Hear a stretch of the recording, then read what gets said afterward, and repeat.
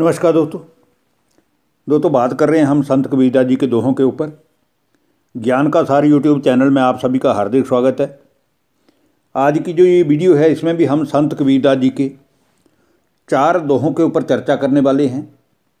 और ये जो 4 दोहे हैं संत कबीरदास जी के, ये बहुत ही ज्ञानवर्धक दोहे हैं। ये हमें दुख अशांति से सुख में ले जाने वाले हैं, हमें असत्य मार्ग से सत्य मार्ग की तरफ ले जाने वाले हैं, हमें विषय व्यसनों से मुक्ति दिला करके ज्ञान मार्ग पर ले जाने वाले हैं। तो ये संत कबीरदास जी के इन 4 दोहों के ऊपर हम आज चर्चा करें। संत कबीरदास जी की इस वीडियो का प्रथम दोहा जो है वो है, जाकी पूंजी श्वास है, शिन आवे दिन जाए।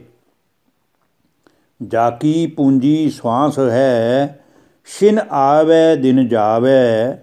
ताको ऐसा चाहिए, रहे नाम लो लाए।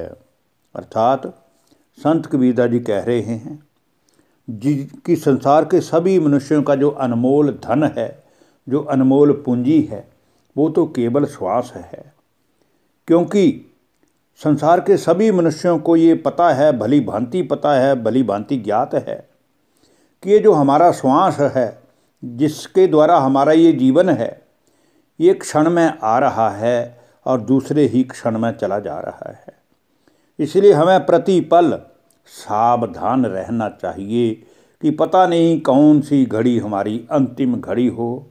तो परमात्मा के नाम का सुमिरन हमें हर घड़ी हर पल करना चाहिए, क्योंकि कोई पल का भरोसा नहीं कि कब मृत्यु आ जाए, किसी को ये ज्ञान नहीं है। किंतु मृत्यु से पहले यदि आपने परमात्मा का ध्यान किया है, परमात्मा का भजन किया है, परमात्मा का गुणगान किया है, परमात्मा का स्मरण किया है, तो निश्चित रूप से ही आपका कल्याण अवश्य ही होगा। अब आज की वीडियो का दूसरा दोहा, जिसमें संत कबीरदास जी कह रहे हैं, काम क्रोध तृष्णा तजय, तजय मान अपमान। काम क्रोध तृष्णा तजय, तजय मान अपमान। सद्गुरु दाया जाही पर, जम सिर मर्दे मान। अर्थात संसार के सभी मनुष्यों को काम क्रोध लोभ से होने वाली हानियों के बारे में कितने ही दोहों के द्वारा संत कबीरदास जी सावधान करते आए हैं।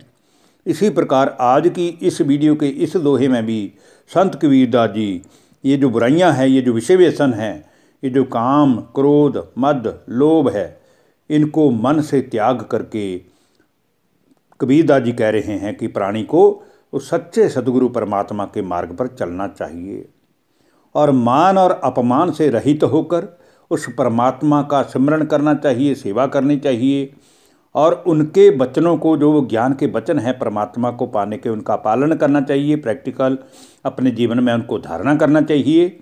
ऐसे प्राणी मृत्यु से पहले पहले अपनी कर्मेंद्रियों को भी जीतने वाले होते हैं और कर्मेंद्रियों को जीत करके काम क्रोध लोभ मोह अहंकार को जीत करके अपने जीवन को भी समर्थ बना लेते हैं और परमात्मा से ज्ञान गुण रूपी शक्तियाँ प्राप्त करते हुए अपने जीवन को भरपूर भी करते हैं।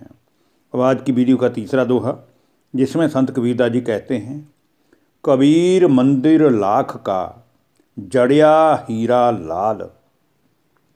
कबीर मंदिर लाख का और जड़िया हीरा लाल। दिवसी चारी का पेखना और बिनसी जाएगा काल। अर्थात संत कबीरदास जी मनुष्यों के शरीर की तुलना एक मंदिर के साथ कर रहे हैं। संत कबीरदास जी कह रहे हैं कि ये जो शरीर है, ये लाख के बने हुए मंदिर के समान है, लेकिन इस शरीर को जो चलाने वाली हीरा है, जो लाल हीरा है, वो तो आत्मा है। और आत्मा इस शरीर के मंदिर के अंदर बैठ करके इस शरीर का नियंत्रण करती है, इसको चलाती है। तो वो तो जैसे जड़े हुए रतन लाल मोती की तरह इस मंदिर के अंदर रहती है, जिस कारण ही ये जो शरीर रूपी मंदिर है ये सुंदर लगता है। अगर ये आत्मा ही शरीर को छोड़कर चली जाए, जो ये लाल हीरा है इसके अंदर, तो ये शरीर सोना हो जाता है, ये अच्छा नहीं लगता है। किंतु इसका दिखावा केवल कुछ दिनों का है, इसलिए अंत में काल कवलित होकर ये नष्ट हो जाएगा। जब शरीर से आत्मा निकल जाएगी, इसके प्राण पखेरु उड़ जाएंगे, तो ये शरीर किसी काम का नहीं है, जिसे आज हम सजाते हैं, संवारते हैं, और जो देखने में हमें बड़ा सुंदर लगता है, तो बार बार इसे हमें दर्पण में देखते हैं।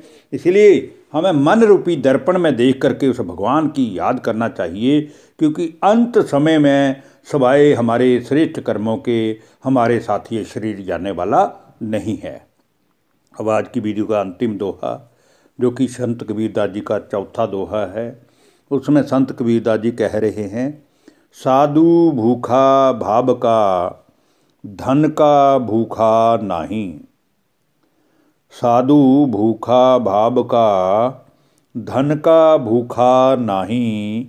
धन का भूखा जो फिरै, सो तो साधु नाही। अर्थात संसार में जितने भी संत हुए हैं, साधु जन हुए हैं, जो वास्तव में भगवान को जिन्होंने पाने का प्रयत्न किया है, तो ऐसे जो मनुष्य हैं वो साधु संत प्रेम रूपी भाव के भूखे होते हैं। उन्हें धन की कोई लालसा नहीं होती है कि हमें कोई धन देकर जाए, ना ही उन्हें धन की कोई अभिलाषा या इच्छा होती है। किंतु जो मनुष्य संसार में साधु का चोला डाल करके, संत जनों का बाणा डाल करके धन उपार्जन करने में लगे रहते हैं, अपनी झोलियां भरने के चक्कर में पड़े रहते हैं, वो तो धन के भूखे होते हैं।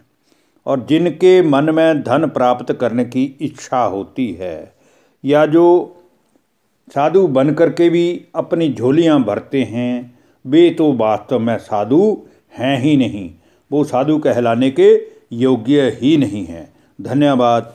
नमस्कार दोस्तों।